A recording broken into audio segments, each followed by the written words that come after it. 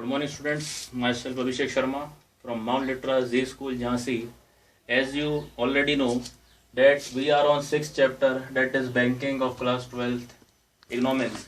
In my previous lecture, I have discussed about the functions of RBI. Today, I am going to take one of the most important topic, that how does RBI controls money supply in the economy. So basically there are two measures, one is quantitative and another is qualitative.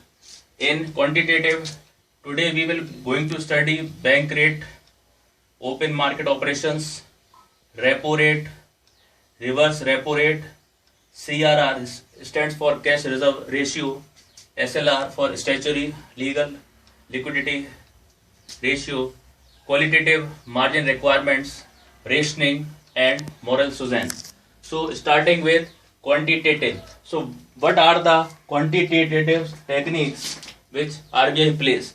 Quantitative techniques are in which the focus of RBI is on the overall, that is entire supply of the money in the economy. So its first technique is bank rate.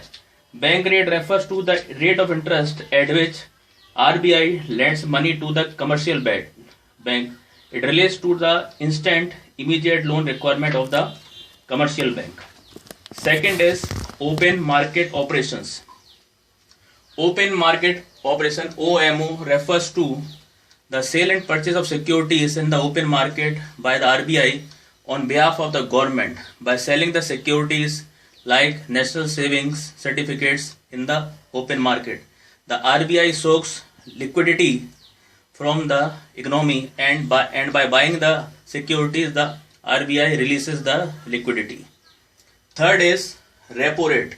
This word you have might heard in the speech given by the finance minister during budget session. Repo rate means the rate at which RBI offers short period loans to the commercial bank by buying the government securities in the open market is called repo rate. Now what is reverse repo rate? Reverse repo rate, the rate at which RBI accepts deposit from the commercial bank is called reverse repo rate. Now what is CRR?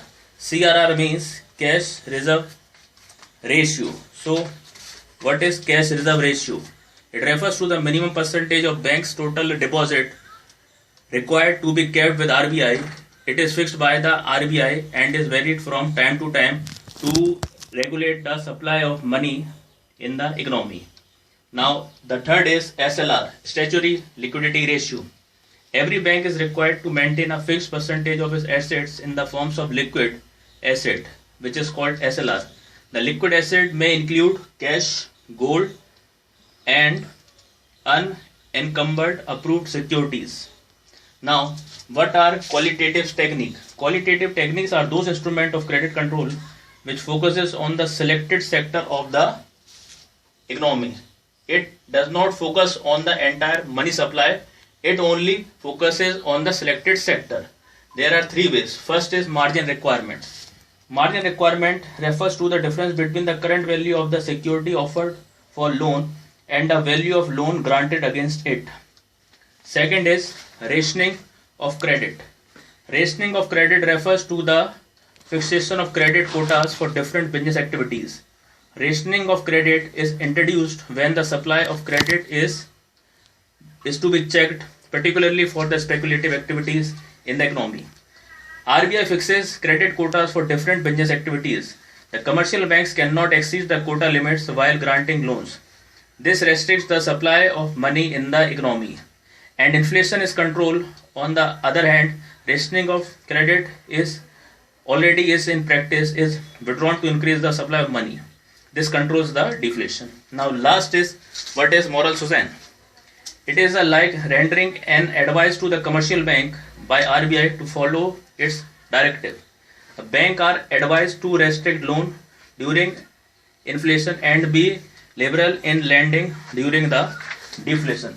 So students, today we have discussed quantitative techniques and qualitative techniques which are practiced by RBI to control the money supply in the